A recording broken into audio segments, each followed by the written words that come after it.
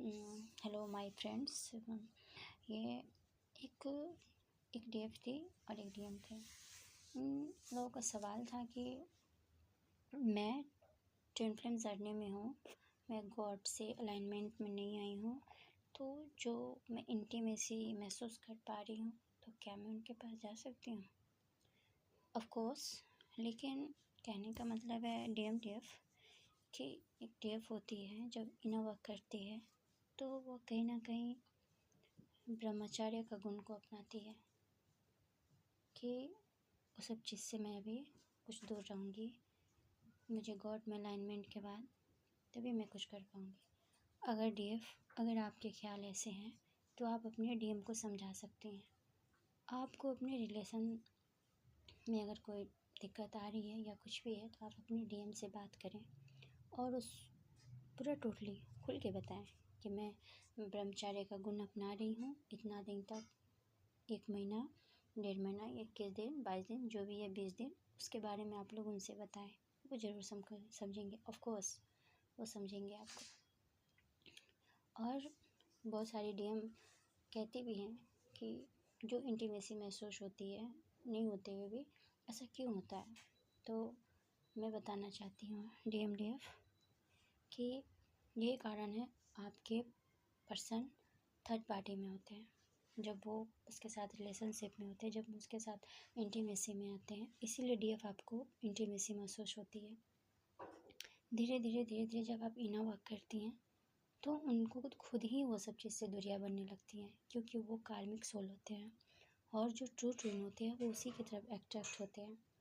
तो डीएफ आपको इसमें घबराने वाली कोई बात नहीं होती है। आप लोग सब जानती हैं कि ये चीज़ क्या है, क्यों डीएम थर्ड पार्टी को चुनते हैं और क्यों ऐसा होता है। तो आप लोग इसको चिंता नहीं करिए और जहाँ पे भी प्रॉब्लम है आप अपने ट्रू ट्विन से बात करें तो आप उनको समझाएं, वो आपको समझेंगे और आप अपने जो ब्रह्मचार्य का गुण ले रही हैं, अपना रही हैं, वो आपको अच्छा से हो सकता है। लेकिन हाँ, ये याद रखिएगा कि उनसे लेकर के उनके पास्ट लाइफ को लेकर के जो भी उनके साथ हुआ या कुछ भी आपके पास जब वो आ रहे हैं तो प्लीज़ आप उनसे उस चीज़ के बारे में डिस्कस ना करें।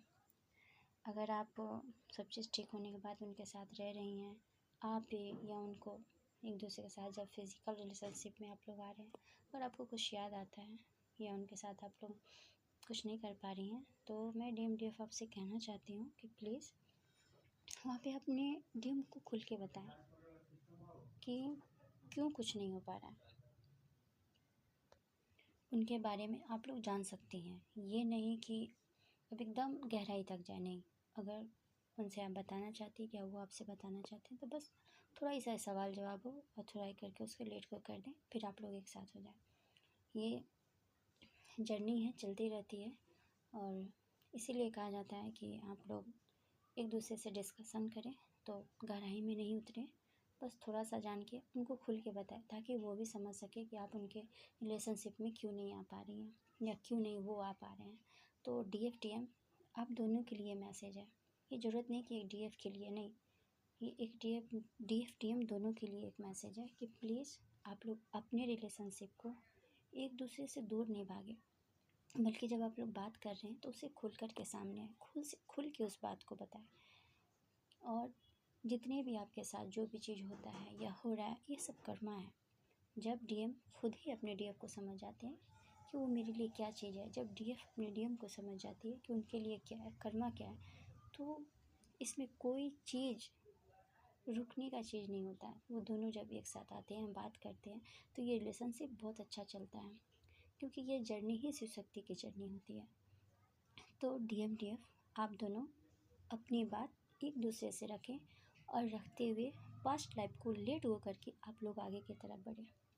इसमें अगर मैं उन डीएम डीएम से बताना चाहती हूँ, सब कुछ जानते हुए आप लोग प्लीज़ किसी सोलमेट को या फिर मम्मी पापा जहाँ गए वहाँ पे आप लोग शादी नहीं करिएगा, नहीं तो फिर आप लोग उसी फेस में फंसिएगा। जब आप लोग अच्छा से बढ़ रही हैं, आगे तक जा रही हैं, तो आप अपनी जर्नी को पहचानें, अपने डीएम डीएफ को पहचानें, अपने ट्रू सोल को पहचानें, ट्रू ट्विन को।